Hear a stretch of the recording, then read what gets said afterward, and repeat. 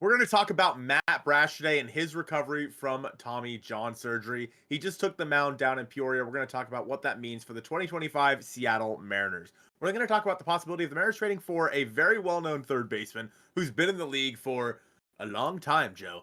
And we're going to wrap it all up by talking about another trade from you guys, the community, that was sent to us on Twitter. Thank you guys so much for watching episode 134 of the Hit It Here podcast, part of the Bleav Network, available on all your favorite podcasting platforms. Be sure to give us a 5-star review. And this is I hope I say it right here, Joe, Jaron Gutiang episode of the podcast. Let me know if I said that right in the comments down below. And I am here with Joe. How are you? I think you did great. You know, as Thanks. someone who has to just take on that role, I think you do an excellent job at it every single time. Because I know if it was me, I'm overthinking it. We'll have to restart the intro over. If it was not Colton in that seat, it's chalked. It's absolutely never getting done. All right. Something. Transitions go crazy. That people maybe didn't expect getting done so early was Matt Brash retaking the mound in October? Pretty early here. I think a lot of the time frame, it's going to start taking shape, I think, a lot sooner than people maybe expected. Like, it was a very much so, all right, all-star break kind of a vibe for Matt Brash, but I'm just saying, at this point, and maybe I'm a little bullish. I'm placing a bet on before, like, first half Matt Brash, before the all-star break. I am placing that bet. I doubt they have those kind of bets on BetOnline, but you can find plenty of other ones to take at BetOnline. You can BetOnline for being a sponsor for the Hit It Here podcast. Postseason baseball, but most importantly, the NFL regular season is here, and BetOnline is the world's most trusted betting platform and your number one source for everything football. BetOnline has every stat, every matchup, and even live odds and spreads to bet on during the games. And if you think that you know your stuff, get in on the $200,000 mega contest and pick 5 games against the spread every week for your chance at weekly prizes and a share of $200,000. Head to the website today to get in on the action, and remember, BetOnline, the game starts here. After teasing us for how many months was it, Colton? 4, 5, the entire offseason into the beginning of the year, we were like, when's Matt Brash going to come back in 2024? It was good news, pretty good news, and then the worst news possible, Tommy John in May. Shut down for the season, obviously, given a time frame of about 12 and a half months. So I'm saying, like, that time frame, people saying like post All-Star break, like a second half return, maybe I'm a bit ambitious, but I mean, if he gets it done in May, and everything that we've seen out of Brash, even like towards the end of the regular season where he was with the club, just talking with like people around the team. I mean, I think Hollander spoke on it in one like dugout session, his little dugout diary session type things that they do. No, not a good thing to, whatever. Doesn't matter. It just feels like one of the, like, it should have a name. Okay. Spoke, I think, confidently about how Brash was progressing, and seeing him, those photos of just him on the mound, it makes me think that 12 months from May actually seems kind of plausible, but I'll give it to June. But that's still technically first half, Colton. What would Brash coming back in June, we'll say it June, mean for the Mariners in 2025?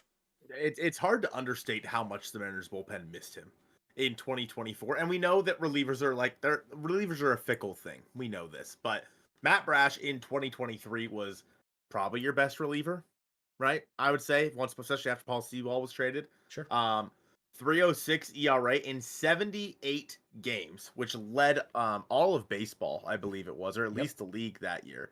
70 and 2/3 innings pitched. He struck out 107 in those 70 innings pitched with a 1.30 ERA plus, good for a 2.26 FIP. Again, he is a guy who takes the ball basically whenever you need him to, every day. If you need him to. 78 games for a reliever is insane. I don't know what it was in 2024, but in 2023, that is crazy numbers.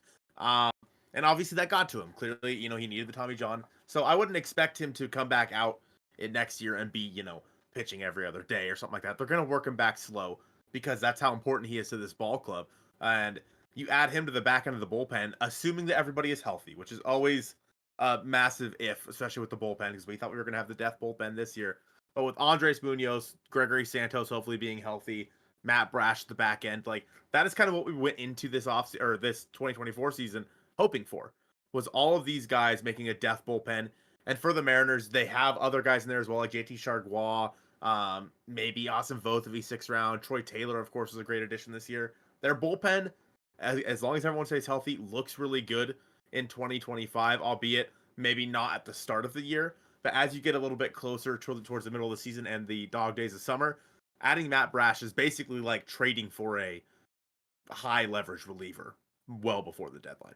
It'll be like an injection into the back end of that pen. And I think maybe a lot of the like mindset around Brash is like, and I think you framed it pretty well there of like, he's not going to pitch every day. Like they're going to ramp him up. So like if he say does make an appearance before the All-Star break, say it's at the end of June, like he'll probably make like 3-4 appearances like at most in the first half and like slowly ramp back up. But of course they won't bring him back until he's ready. But I think like the idea is that you'll mainly see him in that second half. And I think that's kind of like what we expected out of Santos in 2024. And that just never kind of like came to fruition. So, fingers crossed, like on all accounts that these guys get healthy because like you said it, this bullpen dearly missed a lot of those guys at the back end of the pen. What it did is it just took everyone that was below them in the pecking order and increased their responsibilities, which worked out for some, worked out in some scenarios, but ultimately it did lead to the demise of a lot of games where like you're losing 1-run games because a guy that probably shouldn't be pitching has to out of necessity because you just don't have those big leverage guys. You mentioned Brash last year. Of course, he turned into a reliever in 2022 after being a starter. There was still hopes that maybe he would be a starter going into the 2024 season, or no, into the 2023 season, but then WBC stuff got all funky. So like, I really don't think the Brash starting committee, like that's gone. That's got to be long over, gone, especially with Tommy John in the rear view mirror. He is a full-time reliever. He has 2 of, I think, the nastiest pitches we've ever seen. Like, his fastball value is insane. And his slider, we saw what it did to Jose Ramirez opening day 2023. Like, adding Matt Brash, again, it is very hard to understate what he would mean to come back to the Seattle Mariners team. And again, what it would look like to have him at the back end of the pen along with Andres Munoz. Kind of shifting gears here now, Joe.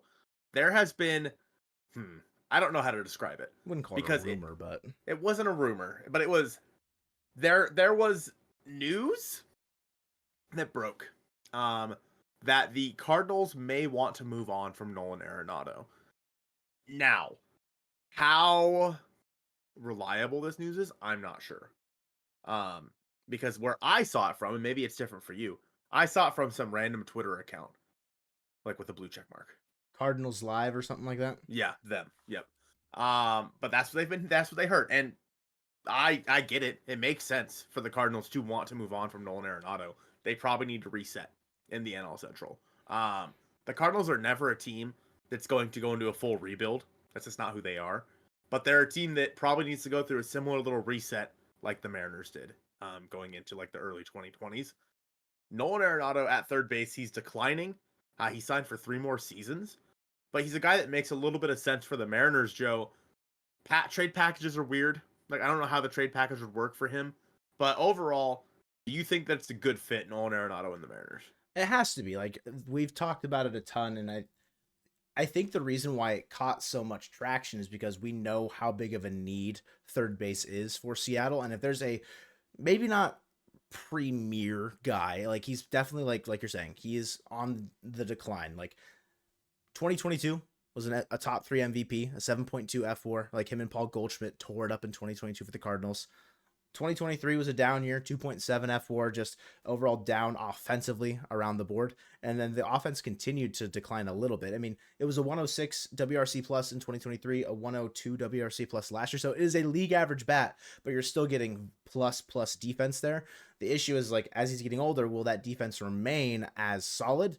It's kind of hard to tell because defensive metrics can be so like fickle and kind of like hard to really grasp like how quickly they will decline, because I don't think third base is like necessarily a position where you decline as quickly as say like shortstop. Like as soon as you lose your legs at short, like, all right, your defense is probably going out the window at that point. You can only like overcompensate with your positioning as like, you can only do that so much.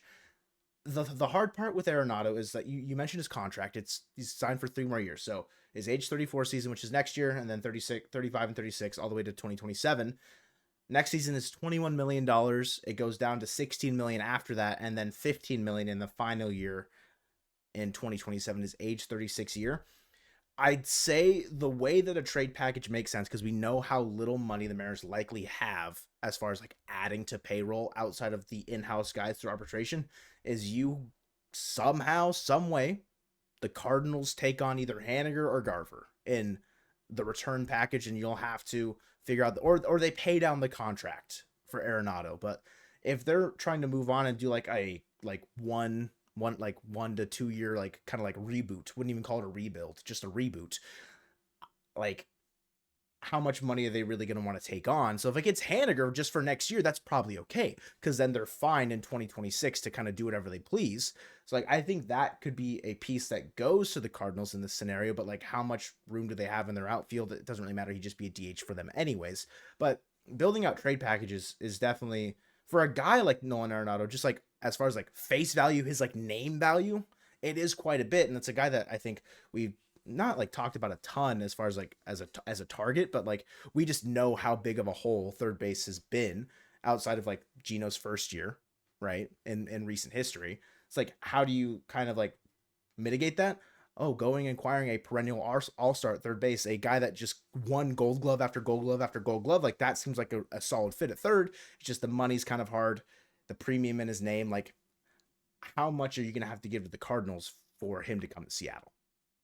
2023 is the first time that in his career that Nolan Arenado did not win a Gold Glove.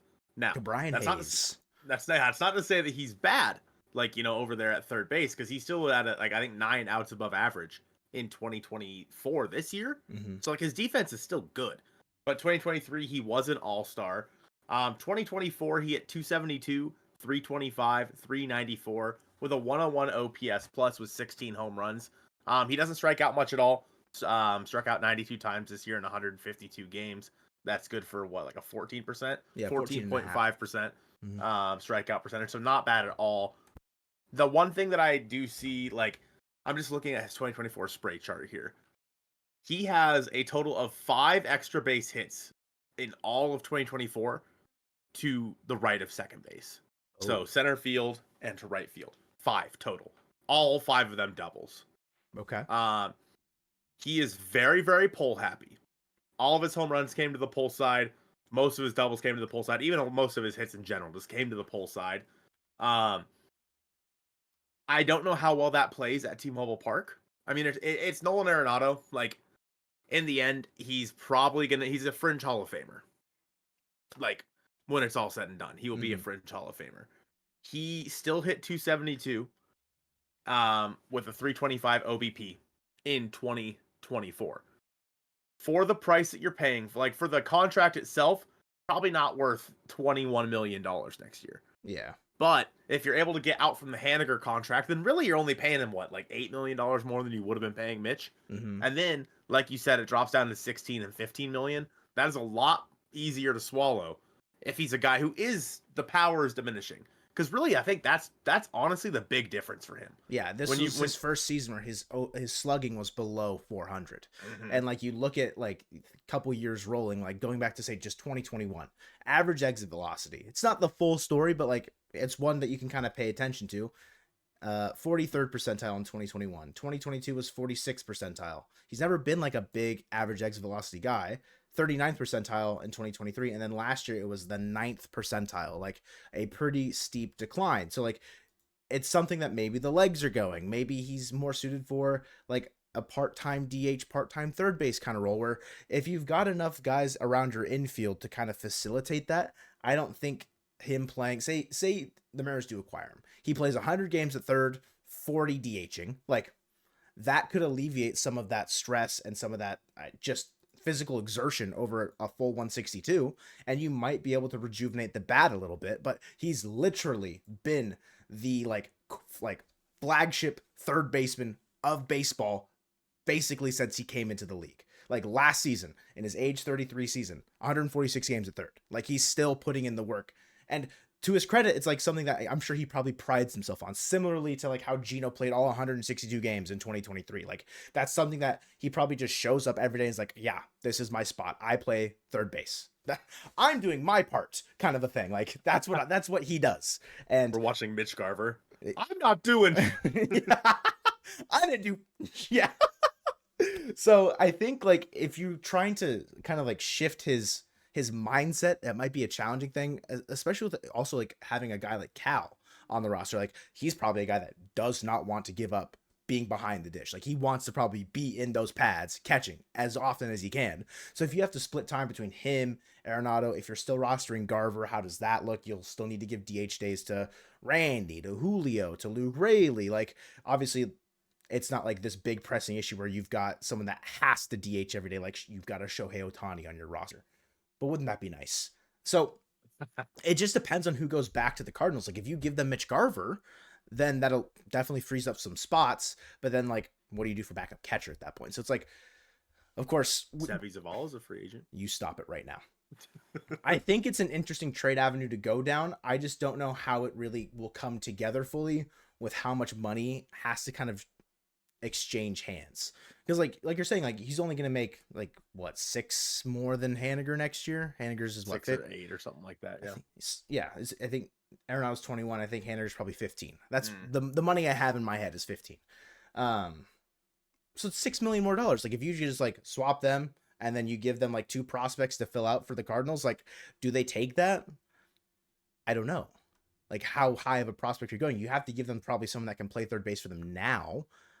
Are you giving them Josh Rojas? Then do you lose like that lefty bat on your bench? Do you give them Ryan Bliss, a guy that is going to be club controlled for a long time that could factor into your like spark plug platoon bench role in a year's time? Like I don't know. Yeah, they're a team that, again, if they are going to be a few years out, it's interesting. Their top prospect is a middle infielder. It's a shortstop, second base. Overall, though, you look at guys with 2025 projections. Right-handed pitcher, left-handed pitcher. This guy played in the MLB this year. Like, you look at the projections, a lot of them are pitchers. And we know how crowded their outfield is.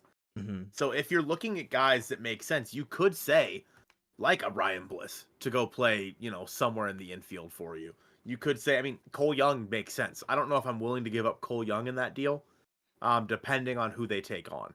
Yeah. Like if they don't take on anybody, which in that case it seems like it wouldn't happen. Like if they don't take on a contract of some kind, then I'm not giving them jack, basically.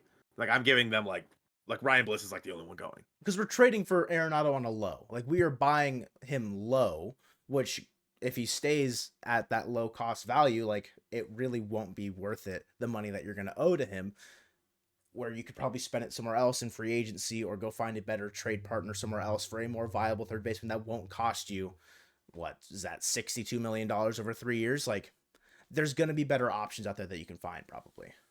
Yeah, it's just, again, you're trading for the name, you're trading for a perennial Gold Glove candidate, and you're, like you said, you're trading on a low where this is the first time, this is the lowest hard hit percentage he's ever had in his career at 31.7%.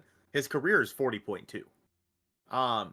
One thing that's very interesting, so his numbers, like his pull percentage, was like mid to like probably like 27% when he was with Colorado.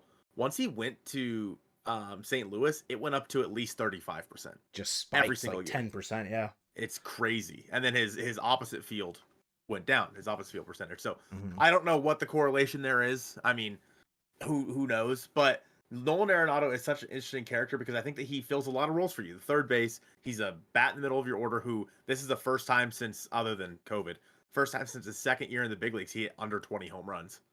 So he's a middle of the lineup guy. He's a veteran presence for you where you can probably rely on him to be that guy that Justin Turner was or Carlos Santana was. And he's actually going to provide pretty decent production. I don't know. Like, a package to me, I feel like has to start with one of your moneymakers. I think Mitch Haniger makes the most sense. However, maybe not for that. Maybe not for the Cardinals, but for the Mariners. Maybe Garver makes more sense for them. But at the same time, they probably don't want to have to pay him next year if because there's an option, right? Or no, it's a club option. It's a club option. Yeah. Mitch Haniger makes the most sense in my head, and at that point, I think I would be okay with giving up like a Cole Young. Like if you did Mitch Haniger and Cole Young and I don't know, some like lower level prospect, sure. because by the time that the Cardinals are going to be back in it, Cole Young's probably in the major leagues at that point. Yeah. So he kind of leads the charge in that regard. Now, where does he play? Because again, their top prospect is a middle infielder, although he's a little bit further away. So a lot of moving parts here. I don't know what the heck the Cardinals would even want, and they may not even want to trade Nolan Arenado because they don't want to trade him on a low. Maybe they'll wait until he has 2 years left, which is still plenty of time. His contract is cheaper, and maybe he has a bounce back year in 2025. This year was an anomaly for Arenado. This is the first time ever that he's been this bad. And that he still wasn't even that bad. He was at least a league average 2.5 WAR. Like, he was better than league average in my opinion. But it'll be interesting to see what the Cardinals do this offseason. Again, how credible is this rumor or news or whatever? Yeah, it could be more smoke than fire as well. He's got a no trade clause. So like, it could be nothing by it literally like in a month's time. Like, we have no idea. It's just kind of like it happened. Mariners Twitter saw it and literally ran with it. And that's just kind of the nature that's the nature of like off-season content until the off-season starts. Yeah. Let's talk about another infielder, Joe. Maybe a couple of them, huh? I'm game. I'm down. This comes very suitably from @Mariners Trades on Twitter. Seems a bit on the nose, don't you think? Mariners Trades said either Baltimore's Westberg or the Mets Vientos for Castillo, Harry Ford, Teddy McGraw, and Ben Williamson if needed, and then goes on to talk about Castillo's no trade clause, etc. I think that we're both in agreement, Joe, that it would be Jordan Westberg, that Vientos is not going anywhere, right? It feels as though they probably were kind of interchangeable as far as like, oh, they're both young, controllable, could be like all-star caliber third baseman for years to come. And then the postseason happened and Mark Vientos' stock rose to the moon. Westberg, I think, had the better overall season. Like, from a complete player standpoint, Vientos has been the better hitter. But, like, in regular season, Westberg, I think, is probably more valuable. However, again, I wouldn't be mad at either of them. But I agree with you. I think that Westberg is the more likely scenario just because of where the Mets are at and how they're, like, you think about Baltimore. They've got guys within the infield that can go and plug and replace right now. Whereas like if the Mets traded Vientos, then they're entrusting Brett Beatty with third base, or they're signing someone in free agency. And I feel like they'd probably just rather hold on to Vientos and whatever that they think that they could get in a trade package elsewhere, they could just sign like the big major leaguer in free agency. Like if it's the Luis Castillo type player, like that Mariners Trades proposed in here, they'll just sign a pitcher in free agency. And same could be said for Baltimore. Realistically, same could be said for Baltimore. Maybe they just bring Corbin Burns back. But I honestly think the Westberg Baltimore kind of like trade avenue can get pretty interesting. We've talked about it a little bit before about how I think facilitating that trade between the Mariners and the Orioles with a third team that has a premier starting pitcher to come in and help that process goes. Garrett Crochet got mentioned the last time, like in the comments. Yes. Nothing. Standing. Don't just forget that you said that when we talk about our official offseason plan. I won't remember a thing. Perfect. It's just you need to give Baltimore some sort of actual reason to trade a club-controlled potential perennial all-star third base, second base, like just like around the infield guy. He will hit 5th, 6th in the Mariners lineup. He will be a run producer in a lot of capacity. If they get Castillo, they get the heir to Adley's throne and Harry Ford. If they want to have Adley DH or however they want to like navigate Adley, because he's still very young. I don't know if Harry Ford's a prospect I give up. Maybe you go and like an outfielder that's further away. I don't want to say Lazaro Montes' name, but like push comes to shove, like that might be a name you throw in there. Teddy McGraw, I feel like is a pitcher that I don't know how much value he has with like his injury history. You might throw in a guy that's like actually more like close to being like in the bigs, like maybe not like super close, but like if you're looking at like a Brandon Garcia, like one of those three, like Evans, Morales, Garcia, like that could make sense for me as well. And then maybe that eliminates needing to trade Ben Williamson. But then if you have Westberg, what services Williamson really provide for you? Probably not a lot, because like you've just blocked him for the next 5-6 years. Yeah, I'm just like I'm looking at obviously Kobe Mayo is the top prospect in the Orioles organization. He could take over, at third base Mm-hmm. for Westberg, you know what I mean? And it's like there are obviously you have Henderson at shortstop, you have Holiday who can probably go play second base for you. You can move Henderson to third and have Holiday play short. Like there's plenty of ways for the Orioles to get through this. And I think that trading for Jordan Westberg is very much on the table. Like I think that of the most meaningful and probably best ways for the Mariners to get better this offseason while still maintaining a low payroll, I think that Jordan Westberg is probably 1A. Yeah. I think it just makes the most sense. Gunnar Henderson's obviously not going anywhere. Mm-hmm. They're not going to trade, Holiday yet. Like, could they trade Kobe Mayo? Maybe, like as a top prospect. But in this deal, I when you talked about it, a third team makes the most sense because for the Orioles, if they're going to spend $20+ million on a pitcher, they're just going to go re-sign Corbin Burns. They're not going to go there. In my opinion, they wouldn't want Castillo. If the Mariners are trading them a pitcher, it's going to have to be one of the other four Yeah. in this deal specifically. Um, in which case the trade completely changes. Like let's say, just for the sake of this deal, Joe, that you're trading Brian Wu instead of Luis Castillo. I mean I don't throw any of the other three in there. No, it completely eliminates Probably be anyone. 1-for-1. It could be 1-for-1. You could like augment it to add in more pieces. Like say we get a bullpen piece back, and then they get like a middle infielder in like our. It could be a Ryan Bliss. It could be like someone in our like 20 to 30 range, like Brock Rodden. It could be someone that's further away. Maybe we send them Jake Slaughter back. Or no, that's not who we traded to them. That's who we got from the Cubs. Regardless, like there's gonna be guys that can bounce around and like be interchangeable in trades if you are literally doing Westberg for Wu, because that is probably as close as you're getting to a 1-for-1. But the Mariners probably come out on that side of the deal with how premium starting pitching is that's controllable. They probably come out on the losing side of that in the long term. But with how the Mariners have developed pitching, you probably bank on the fact that they could just have the next guy up. Maybe not the beginning of 2025, but halfway through the season, you might be able to get, lightning in a bottle once again. The clock is right. The broken clock's right the third time now. Just calling up a random person that is now going to go shove 14 starts in the second half of the season. Logan Evans is going to have a 2.5 ERA post All-Star break. Calling it now.